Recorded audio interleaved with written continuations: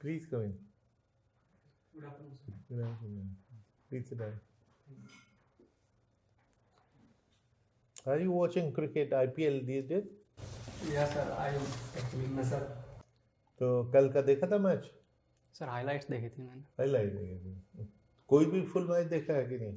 Sir अभी time नहीं मिल पा रहा Time था नहीं फुल मिल में। पा रहा। अच्छा, आजकल आप मूवीज एंड टीवी सीरीज देख रहे हैं, एक दो अच्छी मूवीज हमको रेकमेंड करेंगे? या सर अभी Munich the war age of war अभी रिसेंटली वर्ल्ड वॉर सेकंड के ऊपर एक नेटफ्लिक्स पे आई थी, एक वो है। और सर एक थोड़ी पुरानी मूवी है cinders list, I would recommend it. Schindler's List. Okay. Munich भी अच्छी है। I enjoyed the movie. Yes. Can I shift the focus? आप स्पिलबर्ग की इनके फेवरेट हैं, सब उन्हीं की फिल्में बता रहे हैं सारी। सर एक्चुअली मुझे जो वॉर थ्रिलर टाइप की मूवी है वो ज़्यादा पसंद है। वो वॉर वाली मूवी। आपका माध्यम हिंदी है कि अंग्रेजी है सर? सर माध्यम हिंदी। अगर आपका माध्यम हिंदी है तो मैं आपको थोड़ा इसके आपके हॉबी से दूसरी तरफ ले जाना चाहता हूँ कि आप रहने वाले करौली के हैं। Yes sir. करौली के नाम के साथ किसी संत का नाम जुड़ा हुआ है। Sir Karauli Baba, I think Karauli Das Baba. क्या उनका पराक्रम था, चमत्कार था जो करौली के साथ उनका नाम जुड़ा है? आप यहाँ के रहने वाले हो इसलिए मैं आपसे पूछ रहा हूँ। मेरी ये ज़्यादा श्रद्धा इन चीज़ों में नहीं है, मगर चूंकि सामान्य ज्ञान का विषय है और बड़ी प्रसिद्ध एक कहानी है। सर मुझे बहुत ज़्यादा आइडिया नहीं है, पर मैंने भी सर उनका नाम ही सुना है। अरे थोड़ा अगर आप चाहें तो इसके बारे में जानकारी जुटा लें। कहानी कुछ यूँ है कि एक बाबा जी वहाँ पे बैठे हुए थे और वो उनके वस्त्र से कोई कंबल वम्बल लपेटे बैठे हुए थे, तो उनको बिना टिकट यात्रा करने से उतार दिया टिकट चेकर में वहाँ छोटे स्टेशन पर। तो वहाँ पे बाबा जी ने हंस के उतर गए, वो गाड़ी आगे चढ़ी ही नहीं। जब गाड़ी आगे नहीं चली तो फिर किसी अंग्रेज ने कहा कि मैं इनके टिकट के पैसे दे देता हूँ, उनको गाड़ी में चढ़ा दो।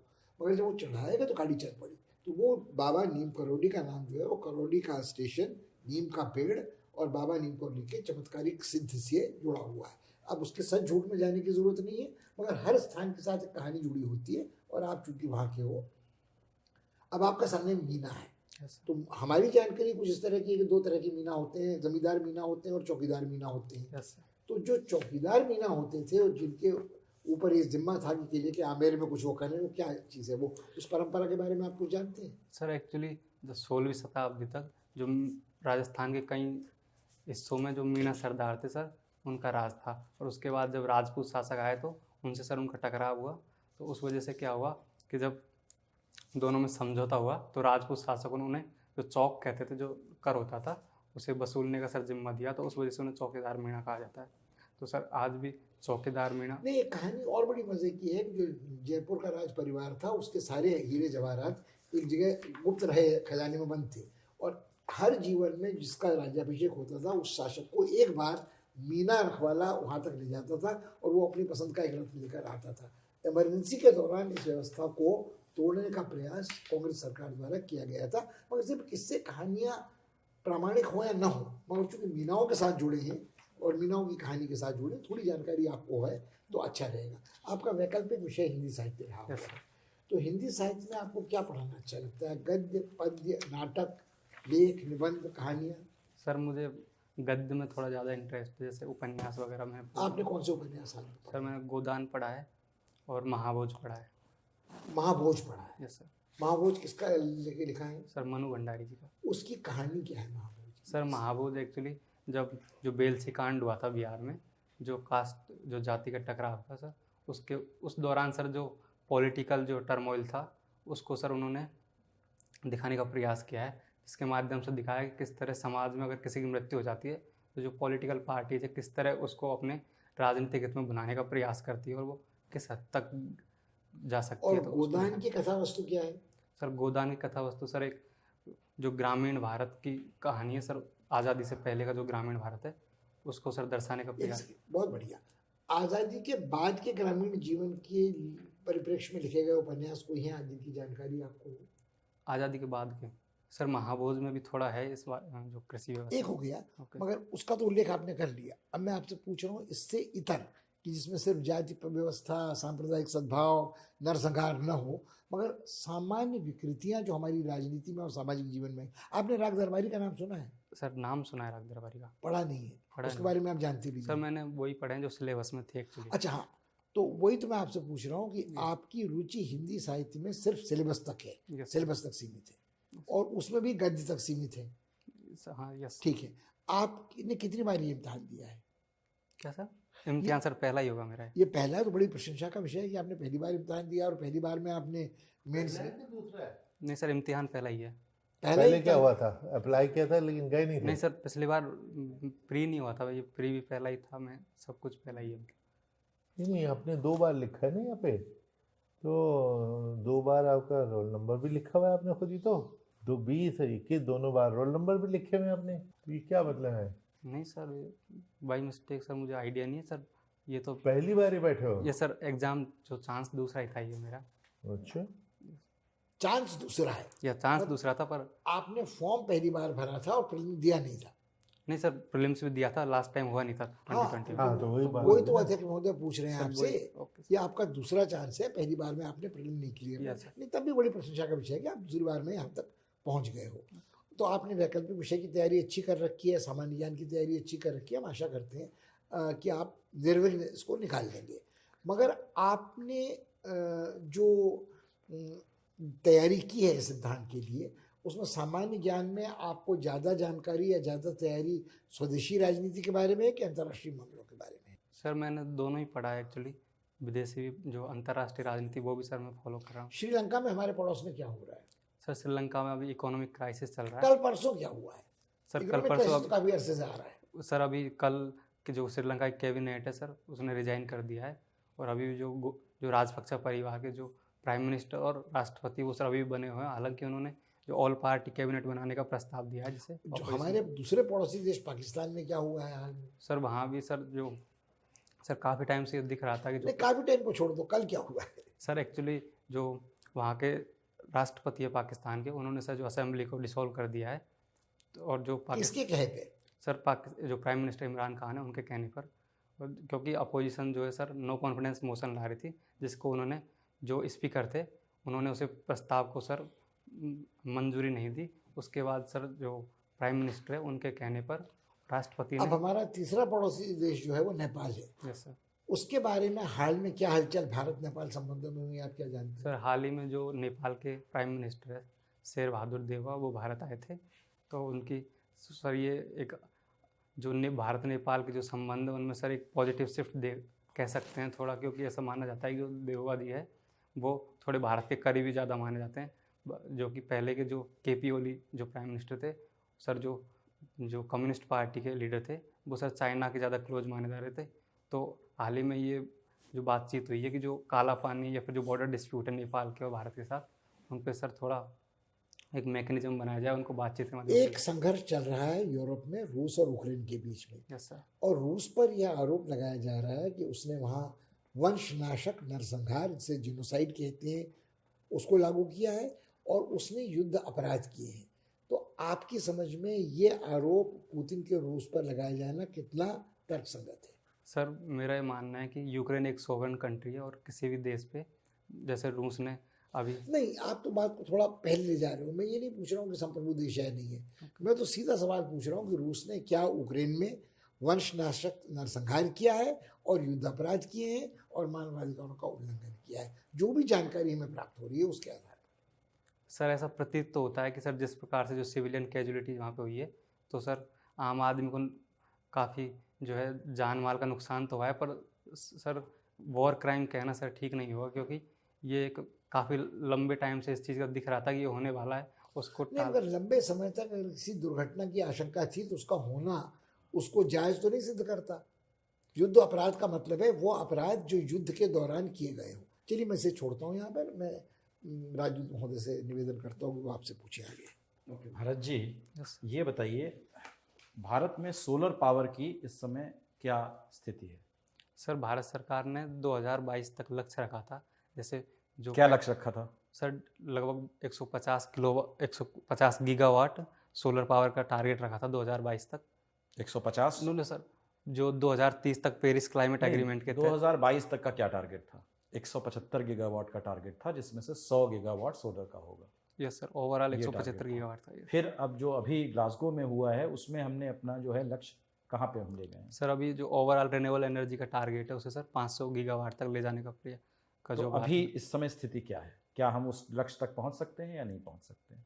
सर ओवरऑल कैपेसिटी का सर अभी कहना मुश्किल होगा, पर जहाँ तक मेरा मान जो अभी दिख रहे हैं सर, जो रिन्यूएबल एनर्जी में जो इन्वेस्टमेंट है सर वो कम हुआ है, क्योंकि कोविड की वजह से जो एनर्जी की सर जो आवश्यकता है वो सर फॉसिल फ्यूल से सर पूरी दुनिया में ये ट्रेंड देखा गया है। तो उस हिसाब से सर अभी कहना, जैसे हाल ही में जो आईपीसीसी रिपोर्ट आई थी उसने भी बताया है कि जो वर्तमान जो लक्ष्य है सभी सरकारों के, वो सर जो टारगेट को अचीव करने के लिए पर्याप्त नहीं है। हालांकि सर तो भारत में भी कितना हमने टारगेट अचीव किया है? सौर ऊर्जा जो है हम कितना इस्तेमाल कर रहे हैं? सर अभी लगभग 60 गीगावाट के आसपास हम अचीव कर चुके हैं। एक्चुअली सर जो रूफटॉप जो सोलर का जो टारगेट था सर, जो टोटल टारगेट था उसमें से लगभग उसमें 50 गीगावाट के आसपास का टारगेट था, तो सर उसमें अभी हम काफ़ी पीछे। बाकी ओवरऑल जो सोलर प्लांट के माध्यम से जो टारगेट था सर उसकी तरफ हम बढ़ रहे हैं अभी। सौर ऊर्जा के इस्तेमाल करने में क्या कठिनाइयाँ आती हैं? सर कठिनाइयाँ एक तो सर नाइट के टाइम 24/7 सोलर एनर्जी हमारे पास अवेलेबल नहीं है। तो सर दूसरी जो नेट मीटरिंग का इशू है, जो जो लोकल सपोज अगर किसी के घर में सोलर पैनल है तो सर जो नेट मीटरिंग की वजह से है सर उसको ये इशू होता है, क्योंकि जो डिस्कॉम्स की हालत अभी सर ठीक नहीं कही जा सकती जिस हिसाब से उन पर जो कर्ज है। तो सर एक ये नेट मीटरिंग का बड़ा इशू है। दूसरा सर हमारी जो सोलर पावर, हम इंपोर्ट पे बहुत ज़्यादा डिपेंडेंस है कहाँ लगभग। से इंपोर्ट होती है? Sir mainly sir China, Malaysia और साउथ ईस्ट जो कंट्री जो वहाँ से इंपोर्ट करते हैं। तो सर हमें इसके लिए और जो है, सबसे बड़ा समस्या क्या है सौर ऊर्जा की? सबसे बड़ी समस्या कि उसकी स्टोरेज नहीं है ना। यस सर स्टोर कहाँ करोगे आप? सबसे बड़ी प्रॉब्लम ये है। हमने एक इनिशिएटिव लिया है, अंतर्राष्ट्रीय इनिशिएटिव, जिसका नाम है international solar alliance. Yes sir. उसके बारे में कुछ बताइए। सर इंटरनेशनल सोलर अलायंस का जो उद्देश्य है वो यह है कि जैसे प्रधानमंत्री जी ने कहा कि दुनिया के किसी न किसी हिस्से में सर सूरज हमेशा उदय ही रहता है। तो अगर पूरी दुनिया को अगर सोलर ग्रिड से अगर कनेक्ट किया जाए तो दुनिया के किसी भी हिस्से में जो सोलर एनर्जी प्राप्त हो रही है उसे सर किसी अन्य देश में भी यूज़ किया जा सकता है। जैसे कहा कि वन सोलर वन ग्रिड, जो one word one solar one word grid, one sun one word one grid. तो ये जो माने वैसे तो बहुत महत्वाकांक्षी परियोजना है, बट इसमें अड़चनें क्या क्या आ सकती हैं? सर अड़चनें है जैसे सर मिडिल ईस्ट को अगर जोड़ना है तो सर पाकिस्तान जैसे देशों से भी इसके बारे में बात करनी पड़ेगी। तो सर अभी भी पाकिस्तान तो बाद में जोड़ेंगे कैसे? पहले तो बताइए ग्रिड कैसे बनेगी? ग्रिड कैसे बनेगी? सर क्या कहते हैं सर, इससे सर जोड़ने के लिए सर जो अभी तो सर जो टेक्नोलॉजी सर उसमें ट्रांसमिशन जो पावर लॉस है वो सर बहुत ज़्यादा काफ़ी है। तो सर जोड़ने का भी सर इन्वेस्टमेंट का एक सबसे बड़ा इशू है, क्योंकि अभी भी कई देश जो है बुनियादी सवाल उससे भी पहले जो आपसे पूछा जा रहा भैया वो ये कि ग्रिड बनेगी कैसे, ट्रांसमिशन लाइन कहाँ है? मैंने पूछा ये one world one sun one world one grid में क्या क्या परेशानियां क्या क्या हैं, इसकी टेक्निकल फिजिबिलिटी क्या है? सर अभी सबसे बड़ा इशू जो दिख रहा है कि सर ज़्यादा दुनिया के काफ़ी ऐसे बड़े देश हैं उन्होंने सर इसे ज्वाइन नहीं किया। एक तो सर सबका कोऑपरेशन होना एक बड़ा इशू है। दूसरा सर जो देश, कितने देशों ने ज्वाइन किया? अभी क्या है, सदस्यता कितनी है? अभी सर यूएसए ने ज्वाइन किया था कुछ समय पहले, सर 100 के आसपास हो गए जहाँ तक मुझे एग्जैक्ट तो याद। आपने भी, अच्छा ठीक है, आगे बढ़िए। और सर जो ऐसे देश जो फॉसिल फ्यूल एक्सपोर्ट करते हैं सर उनको सहमत कर पाना भी एक बड़ा इशू दिख रहा है इसमें, क्योंकि पर हमें उन देशों की ज़रूरत क्या है? सर अगर पूरी दुनिया को कनेक्ट करना है हमें सोलर ग्रिड से तो अच्छा, सर पूरी दुनिया को कनेक्ट करने की बात से तो फिर वही सवाल पहुंच गया, पूरी दुनिया को आप कनेक्ट कैसे करेंगे? करेक्ट। बिजली के तार यस सर। कनेक्ट करते हैं ट्रांसमिशन लाइन फिजी को। से आपको लग रहा है कि सौर ऊर्जा भारत आ सकती है फिजी से? सर मुश्किल है, पर नहीं, मुश्किल है कि असंभव है अभी? आप सर मुझे अभी ये तो संभव नहीं दिख रहा, पर हो तो सकता है सर। हो सकता है। सर समुद्र के थ्रू कर सकते हैं, क्योंकि समुद्र के थ्रू भी कोई केबल जाएगा ना, केबल बिछाया यस जाएगा, सर केबल के थ्रू। उस केबल में ट्रांसमिशन होगा सौर ऊर्जा का। Yes sir. सर हो सकता है, क्योंकि जैसे इंटरनेट के जो केबल बिछा अच्छा उसको छोड़िए, चलिए सौर को ही छोड़ देते हैं। जो हमारा कोल फायर्ड प्लांट्स हैं अभी, यस सर। अभी भी हमारी अधिकतम जो बिजली है वो कोल से ही आ रही है, कोयले से ही आ रही है। उनको फेज आउट कैसे किया जाएगा? सर सरकार ने अभी पॉलिसी बनाई है कि 2025 के बाद नए जो सोलर पावर प्लांट है, थर्मल पावर प्लांट, वो एस्टेब्लिश नहीं किए जाएंगे, और जो पहले से एस्टेब्लिश है उनको भी सर जो जो एमिशन है थर्मल पावर प्लांट से, उसको सर कम करने के लिए नई टेक को अपनाने के लिए उनको प्रोत्साहित किया जा रहा है। और हाल ही में तो नया टक क्या है? कोई सर clean जैसे coal की tech है सल्फर क्या? डाइऑक्साइड वगैरह जैसे गैसें निकलती है तो उनके लिए डीसल जो सर उनको कम करने के लिए सर डीसल्फराइजेशन जो टेक होती है सर उसको क्लीन कोल क्या है?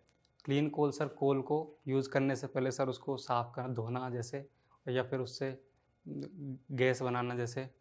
क्लीन कोल है, कोल को हम पानी से साफ कर दें? सर पानी से साफ करें या फिर उसको उससे सर गैस बनाए, जैसे मेथेनॉल वगैरह प्रोड्यूस करके सर उसका यूज़ करें। मेथनॉल गैस है? नहीं सर, मेथेनॉल फ्यूल है, लिक्विड फ्यूल बट है। क्लीन कोल वो नहीं है जिसका कार्बन कंटेंट बहुत कम हो? सर कम हो सकता है बट एमिशन तो सर उससे भी होगा, तो क्लीन नहीं नहीं, मगर कुछ। क्लीनर तो है ना वो। यस सर, आप तो धनबाद के IIT के हैं। Yes sir. चलिए मिस्टर वीना, आईआईटी में इंजीनियरिंग की पढ़ाई करने के बाद एकदम से हिंदी साहित्य की तरफ आपकी रुचि गई कैसे? सर एक्चुअली मेरा ये प्लान था कि मैं मैकेनिकली लूँ, बट जिस प्राइवेट इंस्टीट्यूट से सर मैंने कोचिंग की थी यूपीएससी के लिए, तो सर वो सर तो उस वजह से सर मेरा थोड़ा इधर ध्यान गया।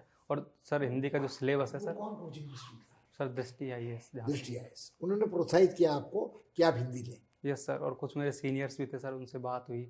मेरे फादर भी जो हिंदी के लेक्चर है, तो उनसे फिर भी तो- इस बारे में, तो सर मुझे यही ठीक है। अच्छा, आपके पिताजी भी हिंदी साहित्य पढ़ाते हैं तो आसान हो गया। देखिए, साहित्य में आप जानते हैं कि बड़े और महान साहित्यकार जिनके हम नाम जानते हैं, उनकी रचनाएं, उनकी कृतियां फिर हम पढ़ते हैं, यस सर। लेकिन जो जनमानस है वो उससे साहित्य का जुड़ाव हो, साहित्य का प्रसार हो, साहित्य के बारे में चेतना फैले, इसके संबंध में किसी भी तरह की कोई गतिविधियों के बारे में आप जानते हैं, या क्या ऐसी कोई गतिविधियां होनी चाहिए ताकि साहित्य, साहित्यकार और साहित्य दोनों का जुड़ाव जन चेतना से हो? सर एक्चुअली सोशल मीडिया के माध्यम से ये बढ़ा है कि कोई भी व्यक्ति जो थोड़ा बहुत लिखता है साहित्य के बारे में, वो सोशल मीडिया के माध्यम से बहुत जल्दी जनता से कनेक्ट कर सकता है। तो सर सोशल मीडिया ने इसका जो है प्रसार को बढ़ावा दिया है। लेकिन गंभीर साहित्य का सोशल मीडिया के माध्यम से प्रचार प्रसार थोड़ा सा असंगत नहीं लगता है? क्योंकि सोशल मीडिया की एक जो उसका एक स्वरूप उभर कर आ रहा है, उसमें काफ़ी हल्की फुल्की चीज़ें या फिर उत्तेजना फैलाने, सनसनी फैलाने वाली चीज़ें ज़्यादा यस उस सर, ये पर। देखा गया है एक्चुअली कि जो वर्तमान में जो साहित्य लिखा जा रहा है वो सामाजिक समस्याओं को बहुत ज़्यादा, जो क्या कहें सर, उनको एड्रेस नहीं कर रहा है। अभी हाल ही में आपने जिन लेखकों की बात की उसमें मन्नू भंडारी की बात की, अभी हाल ही में उनका देहांत हो Yes, गया है। उनके पति राजेंद्र यादव और मन्नू भंडारी के लेखन में क्या खास बात है? सर उनका मनु और भंडारी उनकी ने एक खास पहचान क्या होगी उनके लेखन की जो उन्हें अन्य लेखकों से अलग करती है? सर उन्होंने कहीं धारावाहिक सीरियल वगैरह के लिए कहीं आपने तो पटकथा एकदम कहाँ लिखी। से लाके कहाँ पटका? धारावाहिक ठीक है, उनकी कुछ कहानियों पर फिल्में बनी, छोटी सी बात या कई। मैं ये पूछ रहा हूँ उनके लेखन में विशेषता क्या है? विशेषता क्या है? किस वजह से उनकी विशिष्ट पहचान है हिंदी साहित्य में? सर मनु आपने तो भंडारी पढ़ जी रखा है। जैसे सर पॉलिटिकल समस्या पे काफ़ी ज़्यादा लिखा है। और सर नायिका प्रधान उनके ज़्यादातर कृत, जहाँ उन्होंने काफ़ी सशक्त नायिकाओं का वर्णन किया है और उनकी चलिए ठीक है। एक चीज़ और बताइए कि आप राजस्थान से हैं। यस सर, राजस्थान के बारे में जो विभिन्न जो सांस्कृतिक या सामाजिक रीतियों या कुरीतियों जो भी कह लें, जिसकी चर्चा लगातार होती रही है, उनमें से एक है बाल विवाह। Yes sir. अक्खा तीज के टाइम में जो विवाह होते हैं वो तो खैर जग जाहिर है, सब लोग जानते हैं। अभी हाल ही में बाल विवाह अधिनियम में संशोधन किया गया, जिसके अंतर्गत अब लड़के और लड़कियों दोनों के लिए विवाह की उम्र 21 वर्ष तय की गई। लेकिन राजस्थान, मैं सिर्फ राजस्थान की बात नहीं कर रहा, अन्य राज्य भी हैं जिन राज्यों में काफ़ी छोटी उम्र में विवाह किए जाते हैं किसी विभिन्न कारणों से। तो क्या आप समझते नहीं है कि अब कानून के विरुद्ध जाने वाले लोगों की संख्या और बढ़ जाएगी? क्योंकि सिर्फ कानून बना देने से, विवाह करने की उम्र का बढ़ा देने से मात्र से तो परिवर्तन आता नहीं है। तो इसके लिए जागरूकता कैसे फैलाई जा सकती है? सर जागरूकता जो सर महिला साक्षरता को सर बढ़ावा दिया जाना चाहिए। जैसे कि राजस्थान के लगभग 50% के आसपास ये महिला साक्षरता, जो कि सर भारत की जो एवरेज महिला साक्षरता उससे भी कम है। तो सर एक ये किया जा सकता है, क्योंकि अगर महिला एक तो साक्षरता उसका तरीका हुआ, और क्या क्या? दूसरा सर उनको अगर लड़कियों को पढ़ाया जाएगा तो उससे होने वाले जो फायदे हैं उनसे सर आम जनता को जागरूक कराया जा सकता है कि जो बेटे बेटी में अगर हम भेदभाव करते हैं तो उसके क्या नुकसान होते हैं, क्या समाज पर कोई और ऐतिहासिक या सामाजिक परिवेश या कोई कारण ऐसा रहा जिसके चलते बाल विवाह की घटनाएं ज़्यादा सुनी जाती हैं राजस्थान में? मैं एक बार फिर कह रहा हूँ कि और अन्य राज्यों में भी है, लेकिन राजस्थान में ज़्यादा सुनी जाती हैं। सर ऐसा कोई विशेष कारण तो सर मेरी नज़र में है नहीं। अच्छा। जो सर हमारा जो समाज है सर वो पितृसत्तात्मक समाज कहा जाता है, तो सर ये भी एक बड़ा कारण है कि जो लड़कियां हैं उनको समाज में बोझ के रूप में देखा जाता है और उनकी के सर शादी विवाह पे बहुत खर्चा करना पड़ेगा, तो ये भी एक बड़ा इशू है सर, जो मैं समझता हूँ बाल विवाह के लिए। ठीक, थैंक यू। भैया ऐसा है भारत कि इंटरव्यू आपका सही सलामत है, मगर कहीं ना कहीं जो कमी थोड़ी खटक रही है कि आप युवक हो, थोड़ा उत्साह का अभाव है, थोड़ा ऊर्जा का अभाव है, आप इतना सहमे क्यों हो, ये मेरे समझ में बात नहीं आ रही है। कुछ प्रश्नों के उत्तर हो सकता है आपको ना आते हो, मगर ये आपके ज्ञान की परीक्षा तो है नहीं, वो तो देखिए आप मेंस देके यहाँ तक पहुँचे हो। ये आपके व्यक्तित्व का मूल्यांकन है। तो व्यक्तित्व के मूल्यांकन में कई बार सवाल आपसे इस तरह के पूछे जाएंगे जो आप पर दबाव डालें, आपको तनाव की स्थिति में रखें। तो वो आपकी ये क्षमता जांच रहा है कि आपका व्यक्तित्व कितना दबाव झेल सकता है। जब आप सिविल सर्विसेज में आओगे तो कितना सफल अधिकारी के रूप में हो सकते हो। तो मुझे लगता है कि उसमें थोड़ा आपको प्रयास करने की ज़रूरत है। आपकी कब है परीक्षा? सर 28। मज़े का समय है, आप चिंता मत करें। एक तो थोड़ी मुख मुद्रा अपनी इतनी गंभीर न रखें कि अगर थोड़ा बीच बीच में, ये नहीं कि लगातार मुस्कुराते रहिए, मगर थोड़ा सहज हो जाओ। दूसरे हाथ जो घुटनों पे जांघ पे रखे हैं ना, इनको अगर ऐसे करके बैठोगे तो you will feel more normal. देख लो, करके देख लो, ये बहुत अच्छा है। और मेरे ख्याल में ज़्यादा परेशान होने की ज़रूरत नहीं है, क्योंकि थोड़ा आरक्षण का लाभ है, थोड़ा पहले अटेम्प्ट में आप पहुँचे हैं, थोड़ा नौजवान प्रत्याशी हैं, तो कई चीज़ें आपके पक्ष में हैं। मगर अपने बारे में, अपने राज्य के बारे में, कुछ बुनियादी समस्याओं के बारे में, अंतर्राष्ट्रीय जगत के बारे में थोड़ा जानकारी अधिक ठोस होनी चाहिए। और थोड़ा अभिव्यक्ति में ये होना चाहिए कि ऐसा लगे कि जो ये तो ऐसा लग रहा है कि आप कमरे में आने के पहले ही थक के आ रहे हो, कहीं कुश्ती लड़के आ रहे हो। तो मतलब ये है कि आप बड़े अच्छे कैंडिडेट हो, तो थोड़ा पॉजिटिव माइंड अपने उसमें रखो। और अभी इतना समय है कि आप छोटी बहुत कमियां दूर कर सकते हो। एक तो शेव जरूर करना चाहिए, ठीक है ना, आपका ओवर ग्रोन शेव है, बहुत भद्दा लग रहा है, और वो उसमें थकावट भी लग रही है, उसकी वजह से फ्रेश से वो शेव होता है तो आदमी फ्रेश लगता है। इतना तनावग्रस्त होने की जरूरत नहीं है। दूसरे आपने कि जी पहली अटेम्प्ट दूसरी अटेम्प्ट पे आपने हमारे 2 मिनट वेस्ट किए। लॉज फैक्ट ये है कि सेकंड अटेम्प्ट फर्स्ट इंटरव्यू, जवाब का ऑनेस्ट होना चाहिए। आप इंसिस्ट करते रहिए पहली अटेम्प्ट है, हमने लिखा देख रहा है सेकंड अटेम्प्ट है, रोल नंबर भी है, 2 अटेम्प्ट्स आपको मिली है जिसमें से पहली बार आपको इंटरव्यू कॉल आई, यही है ना? यस। तो इसमें गलती ना करना। यू आर स्मार्टली ड्रेस, कोई इसमें परिवर्तन का और कोई इशू नहीं बचा। आप दो आपको सजेशन जो हम सभी को देते हैं कि सारे सवाल आपने देखा डैफ में से हो रहा है, सर तो और भी तो हो सकते थे। तो आप डैफ के साथ 1-2 घंटे बैठो और अपने दोस्तों की मदद भी तो ज़रूरत पड़े तो लेके 100 क्वेश्चन इसमें से निकालिए, क्या हो सकते हैं।